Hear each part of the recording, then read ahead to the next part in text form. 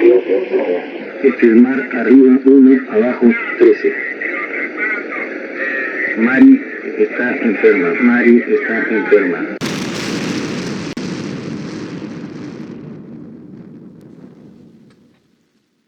El 22 de abril de 1997, 140 comandos de las Fuerzas Combinadas de la Marina y el Ejército peruano desarrollaron una extraordinaria operación militar con el apoyo de acciones de inteligencia de la Dirección contra el Terrorismo, DIRCOTE. En una operación que duró 40 minutos y se ejecutó con éxito, lograron rescatar a los 72 rehenes secuestrados 126 días. Lamentablemente, balas emerretistas terminaron con la vida del teniente coronel Juan Valer Sandoval, el capitán Raúl Jiménez Chávez, parte del grupo de élite de comandos, y también con la vida del magistrado Carlos Yusti Acuña. La operación Chavín de Huántar es considerada una de las operaciones de rescate de rehenes más exitosa de la historia en el mundo y un ejemplo de la valentía y profesionalismo de las Fuerzas Armadas del Perú, que sobre todo rescataba el valor fundamental de respeto a los derechos humanos, anteponiendo sus propias vidas para salvaguardar la de los demás. La operación Chavín de Huántar marca el fin de las acciones terroristas del movimiento revolucionario Tupac Amaru y le devuelve al Perú vientos de paz y democracia. Tras el éxito de la operación, algunas organizaciones no gubernamentales como APRODE y SEGIL, en representación de los familiares de 3 terroristas del MRTA, responsabilizaron al Estado peruano de haber realizado ejecuciones extrajudiciales en la operación de rescate realizada por los comandos Chavín de Huántar. Esta denuncia fue presentada tras el informe de la Comisión de la Verdad y Reconciliación creada el 4 de junio de 2001 durante el gobierno de transición de Valentín Paniagua, que recogía el testimonio de un rehén que decía haber visto vivos a 3 terroristas emerretistas. La denuncia de las ONGs fue llevada hasta la Corte Interamericana de Derechos Humanos. MRTA, caídos en el rescate de la residencia del embajador japonés en 1997, insisten en acusar a los comandos Chavín de Huántar de asesinatos extrajudiciales. Esta vez aseguran llevar sus denuncias ante la Comisión Interamericana de Derechos Humanos. Ronald Gamarra expresó ayer su preocupación de que la justicia militar vuelva a comportarse como en la época del expresidente Alberto Fujimori y su asesor Vladimiro Montesinos. Fue en relación al pedido del Consejo Supremo de Justicia Militar que solicitó el último jueves al juez anticorrupción Jorge Barreto que se inhibiera de ver el proceso de las presuntas ejecuciones extrajudiciales tras la operación Chavín de Huántar. El fuero castrense aduce que estos casos ya están siendo enjuiciados por dicha instancia militar por presuntos delitos de función. El procurador Gamarra manifestó que este caso no corresponde a la justicia militar porque se trata de asesinatos extrajudiciales sin ninguna justificación, a pesar de que fueran ejecuciones cumplidas bajo obediencia debida. Hablando del tema de los comandos de la operación Chavín de Huántar. ¿Por qué? Porque, bueno, como ustedes saben, se ha ordenado la detención de 11 militares comprometidos o que participaron en esta operación y esto ha generado polémica a lo largo de la semana. Hay 2 ministros de Estado que se pronunciaron en contra. En realidad es un tema que ha dividido a los poderes del Estado. Ayer congresistas también han presentado un proyecto de ley que lo que busca es amnistiar a los militares que rescataron a los rehenes, a los militares que por orden de una juez serían detenidos. Esto a partir de una investigación, por supuesto, solicitada por los familiares de los emergentistas caídos. Bueno, no nos olvidemos de que la operación Chavín de Huántar ha sido una de las operaciones de rescate más exitosas del mundo. Está reconocida en todas las escuelas militares y policiales del universo. Más aún, la ponen como ejemplo. Y fue además una presencia militar y de marinos importantísimo, con una planificación muy, muy buena que pudo incluso haber sido torpedeada con una información que salió en primera plana en un periódico de nivel nacional, pero felizmente no fue detectado ello por los terroristas del movimiento revolucionario Tupac Amaru, liderado por Serpa Cartolini, que estaban en la Embajada de Japón. En fin, fue una operación, insisto, exitosísima. Sin embargo, con las cosas raras que suceden en el Perú y parecido a lo que sucedió con lo del Frontón, fueron sometidos a procesos judiciales interminables. 17 años los han tenido colgados de la soga. Pero felizmente ello terminó, y terminó en el Sistema Interamericano de Derechos Humanos, en que, actuando como abogados ad honorem en un amicus curiae, presentado conjuntamente con la doctora Delia Muñoz, abogada especialista en derechos humanos, tomaron en cuenta los argumentos de ese amicus curiae, aunque no fue aceptado oficialmente, pero los argumentos de la resolución de la Corte Interamericana eran de los que se había puesto en evidencia en ese amicus curiae. Además, también con la presentación de los libros que se habían hecho en esa época respecto a la operación Chavín de Huántar. Había varios, uno de ellos del mismo obispo en ese entonces, Cipriani, y de muchos otros, también del propio almirante Giampietri, y varios otros libros más. Todo ello fue presentado, y, como digo, felizmente se terminó con ese proceso, y allí terminó todo el tema de este largo procesamiento de 17 años. Felizmente todo favorable. Hay que también destacar la actitud y la buena acción de los procuradores de la República, que defendieron al Estado peruano, y que fue realmente una excelente defensa que ellos interpusieron en la Corte Interamericana, y también en los procesos que se siguieron en el Perú. No nos olvidemos de que hay organizaciones no gubernamentales constituidas en el Perú como asociaciones que no le perdonan a nuestras Fuerzas Armadas y a la policía haber terminado con el terrorismo y recuperado la tranquilidad en nuestra patria.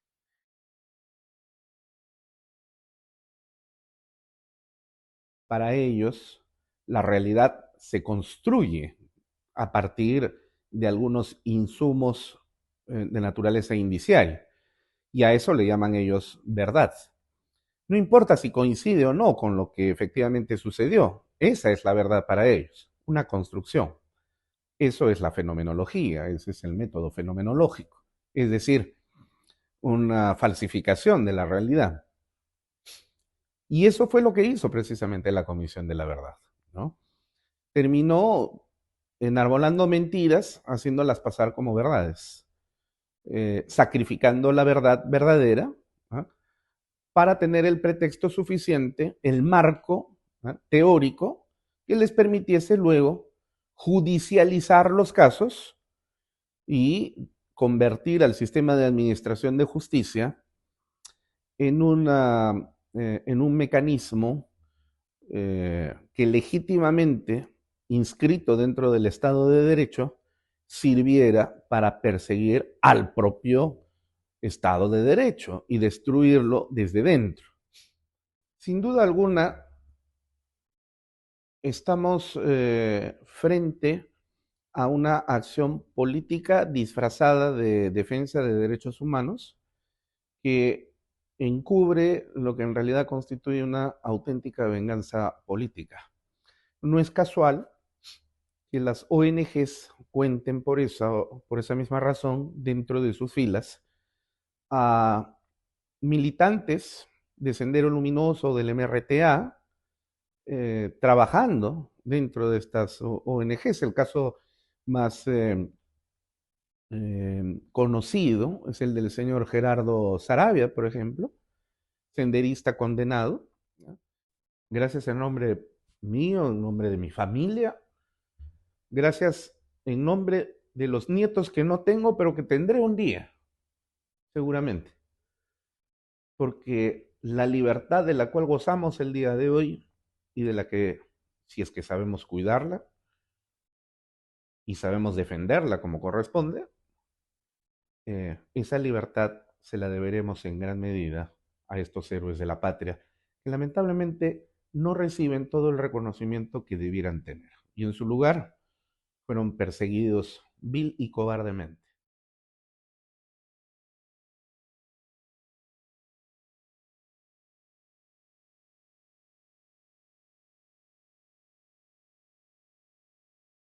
El año 2002 comienza toda una acciones por parte de estas organizaciones y nos denuncian por ejecuciones extrajudiciales. Ya posteriormente, en el año 2017, vino una comisión de la Corte Interamericana acá al Perú y a hacer una reconstrucción, a unas indagaciones de cómo había sido la operación militar, y al final, en su sentencia final, detalla que no hay responsabilidades hacia este personal militar, ¿no? Y que todo se realizó en el marco de las operaciones militares que correspondían en ese momento.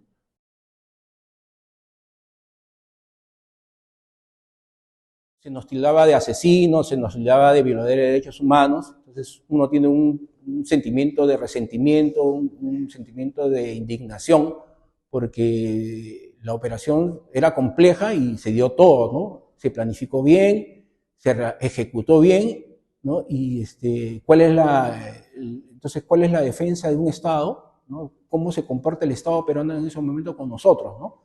A pesar que habíamos hecho un buen trabajo y era una operación que realmente había trascendido no solamente en el Perú, sino en forma internacional, ¿no? Entonces era un sentimiento también de indignación, ¿cómo nos van a tratar de esa manera?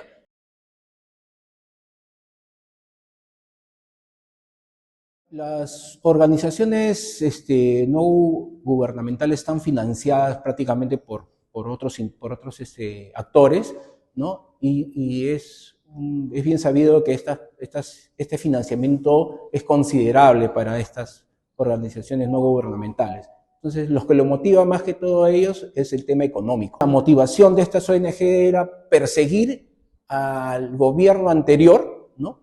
Porque los derrotó prácticamente. El Estado peruano, con sus políticas de gobierno, con las acciones que realizó las Fuerzas Armadas, ¿no? Derrotó a dos movimientos subversivos importantes en el Perú, que era el MRTA, Movimiento Revolucionario Túpac Amaru, y Sendero Luminoso.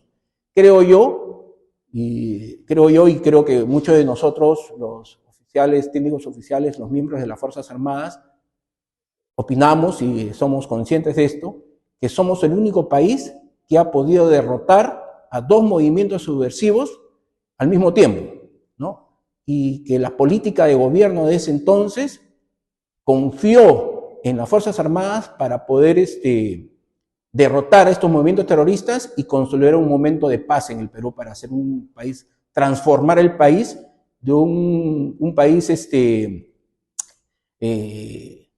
altamente convulsionados a un país en vías de desarrollo.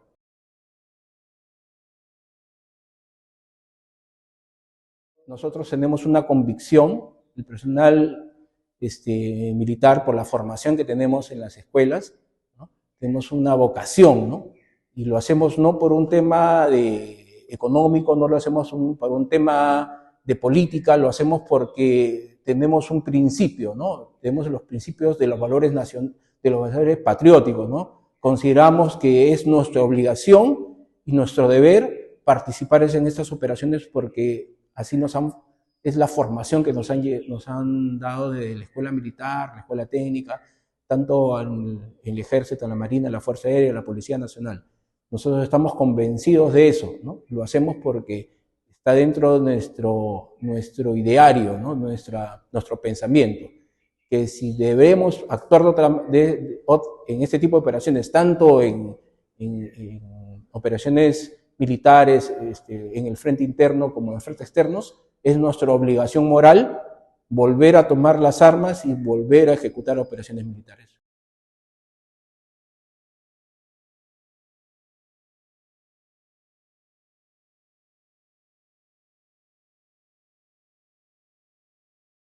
Bueno, personalmente sí, porque yo ya sigo hasta ahora, tengo 38 años, voy por 38 años y sigo bajo investigación por haber participado en el restablecimiento del orden dentro del penal del Frontón.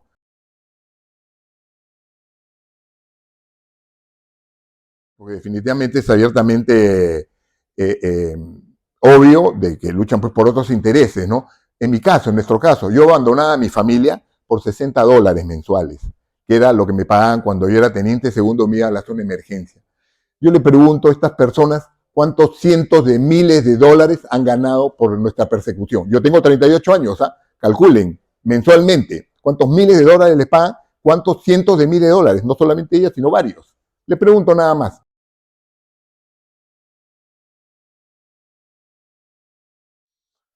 Bueno, el tema pues es de que hay muchas privaciones al ser un militar en actividad en ese momento y estar perseguido por estas ONG de derechos humanos, ¿no? Por temas de seguridad salí del país después de la operación de rescate, estuvimos viviendo 2 años en Estados Unidos con mi familia, que fue la única vez que vivimos con una familia normal, donde yo tenía un horario de entrada y un horario de salida, porque nunca lo tuve, ¿no? Y pues posteriormente cae el gobierno de Fujimori y comienza la persecución política contra todas las personas que tenían que ver algo con algún logro del presidente Fujimori. Lamentablemente esta operación, excelente militarmente, se manoseó tanto políticamente que fuimos un objetivo de esta gente, ¿no? Entonces esta insanía ocasionó por la Comisión de la Verdad, que fue una mentira y fue una burla, ¿no? Que nos persiguieran, e inclusive hasta ahora hay una relación de policías y militares que estamos siendo investigados por supuesta violación de derechos humanos que la tienen todas las embajadas. Y hay muchos países, como Estados Unidos, ¿no? Que nos niega y nos quitó la visa, como en mi caso, habiendo yo vivido 2 años en Estados Unidos, ¿no? Entonces hay un montón de frustraciones. Y dentro de la propia carrera había limitaciones, porque no podía yo ejercer ciertos cargos por estar en esta situación jurídica, ¿no? Yo solamente he estado sin investigación los 6 primeros meses que antes previos a participar en el develamiento del penal El Frontón. Son los únicos meses que no he estado yo enjuiciado. Después toda mi carrera. He tenido que parar yo operaciones militares en el Brain, siendo almirante, para venir y sentarme en una silla frente a un delincuente terrorista para hacer un careo. Parar una operación militar por eso. No es lógico, pero definitivamente es parte de esta guerra que algunos, los que pintamos más canas y somos mayores, la entendemos, ¿no? Y la aceptamos, ¿no? Porque es así. Nosotros le ganamos la guerra en el campo militar, pero en el campo judicial no la estamos ganando.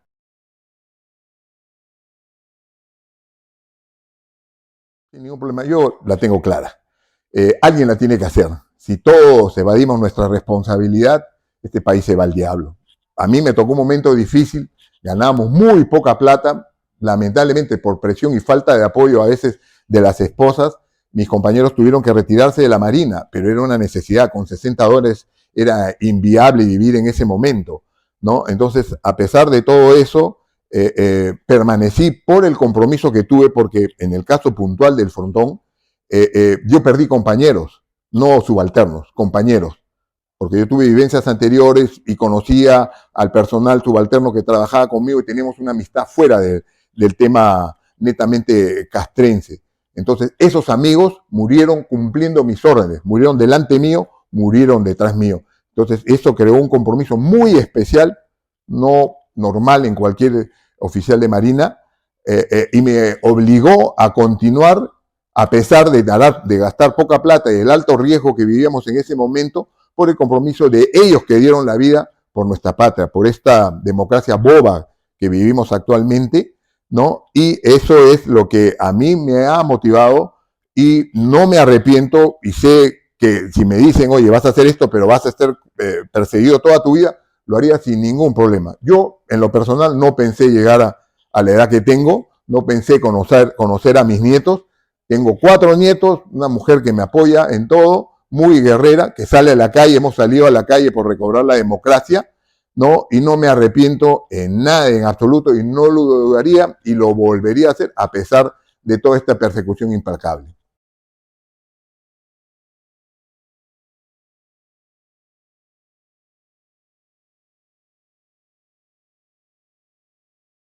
nos sentíamos responsables, digamos, por el dolor que le causábamos a la familia, a pesar de no ser culpables en lo que nos acusaban, ¿no? Porque lo que hicimos nosotros fue algo para rescatar vidas, no para quitar vidas. Lo que pasó en la residencia en ese momento fue un enfrentamiento, una agresión que tuvimos que responder con contundencia. De otra manera no se podía cumplir la misión. Claro que le causa dolor a la familia ver a sus seres queridos enjuiciados por algo que no hicieron.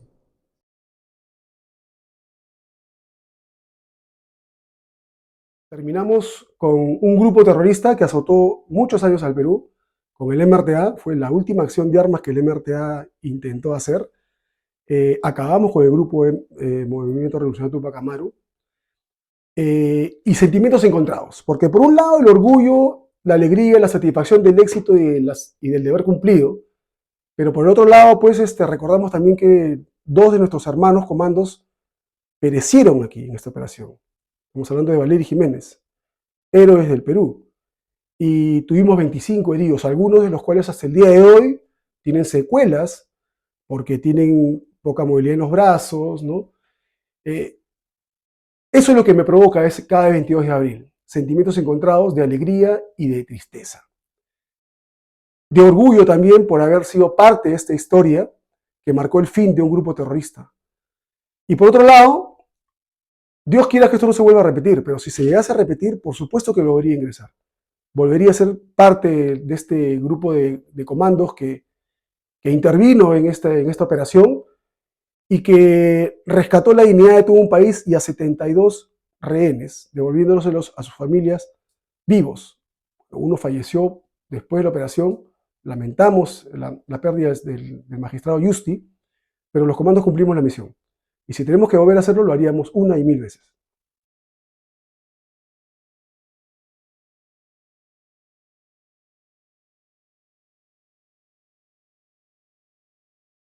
Yo le diría que están tremendamente equivocados. Equivocados, ¿por qué? Porque ellos no saben, no comprenden nunca al soldado, al marino, al aviador. Nosotros nos entrenamos para defender a la patria, defender a personas indefensas, defender y darles libertad a cualquier costo. Yo le diría que ellos deberían, al contrario, leer más, entrevistar a cada uno de nosotros, a todos los militares, para que nos entiendan nuestra manera de actuar. Yo me siento mortificado hasta este tiempo, en estos momentos que estoy hablando, me siento mortificado. Me siento, pues, una persona que, de haber hecho una cosa buena, me comparen con un delincuente, un terrorista. Eso no se ve en ninguna parte del mundo.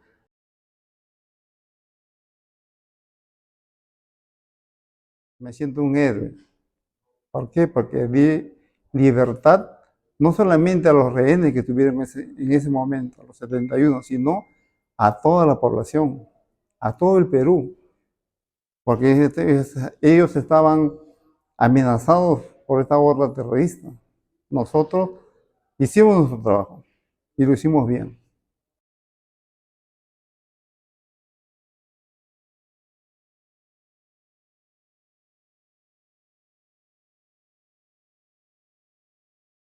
Estuve encargado del equipo de elementos de seguridad, el cual estuve designado para darle cobertura, seguridad al equipo Delta 5, que ingresábamos por la puerta principal de la residencia. Es así que cuando se inició la operación estuvimos listos y preparados para poder repeler cualquier disparo que hacía el enemigo desde la seguridad que tenían en el segundo piso.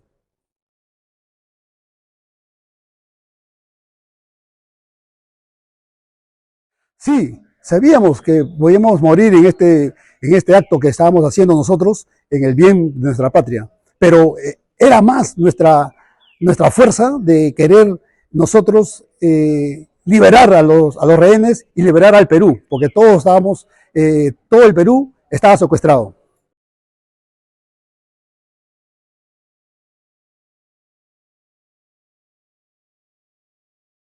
Si tendría que perder la libertad, por mi patria lo haría, porque primero está mi Perú, primero está mi gente. Es por eso que nosotros cuando iniciamos la operación teníamos un lema en la cual lo hacemos por el Perú. No había otro objetivo, era cumplir la misión que nos habían encomendado, que nosotros nos habíamos entrenado, porque ese era el fin, para poder nosotros acabar con esta tormenta que teníamos todo el Perú.